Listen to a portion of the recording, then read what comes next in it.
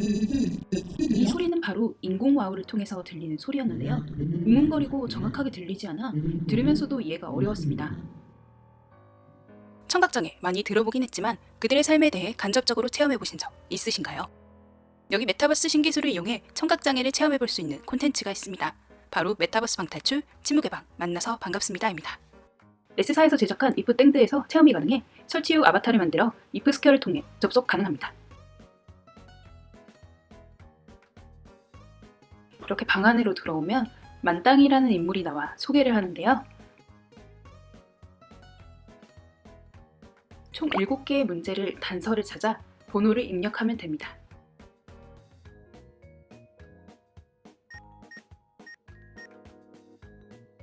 첫 번째 방에선 행동을 통해 답을 알 수 있었는데요.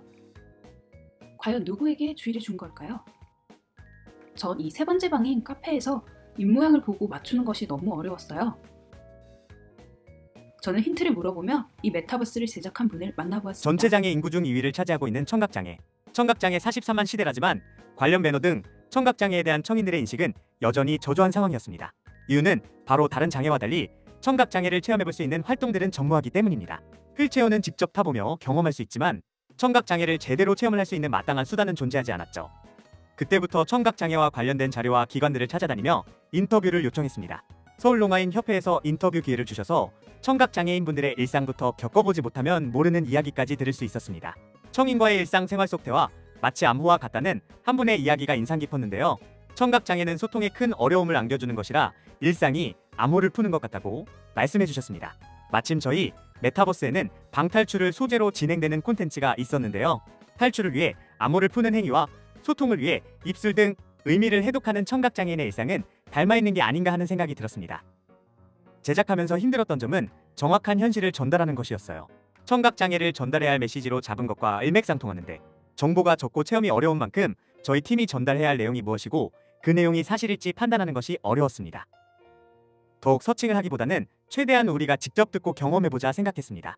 실제로 관련 기관에서 종사하시는 분과 청각장애인분들을 만나면서 이야기를 나누기도 했고 청각장애 방탈출 문제를 만들고 기관에 공유하면서 현실적인 청각장애인분들의 이야기를 담기 위해 노력했습니다.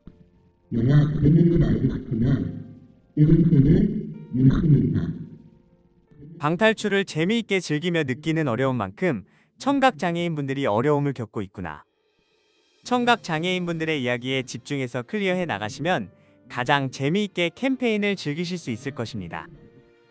소리와 입모양, 방 안에 숨겨진 그림들을 찾아보다 인스타그램에 있는 힌트를 조합해 마지막 문제를 풀었습니다. 이제는 조금 입모양과 인공와우 소리가 이해가 될 때쯤 방탈출이 끝이 났어요. 인증샷과 영상도 포즈를 취해 남겨보았습니다. 축하해. 사실 청각장애인분들은 매일매일 암호를 해독하는 것 같은 일상을 보낸다고 해. 물론 난이도는 이 문제들과 비교조차도 할 수 없지. 마지막에 나오는 만나서 반갑습니다 라는 말은 단 한마디를 건넬 수 있다면 어떤 말을 하고 싶냐는 질문에 대한 청각장애인분들의 대답이었어. 모두가 체험 가능한 메타버스를 통해 농인분들의 삶을 직접 경험하고 또 서로 가까워지는 색다른 방탈출로 떠나보는 건 어떠실까요?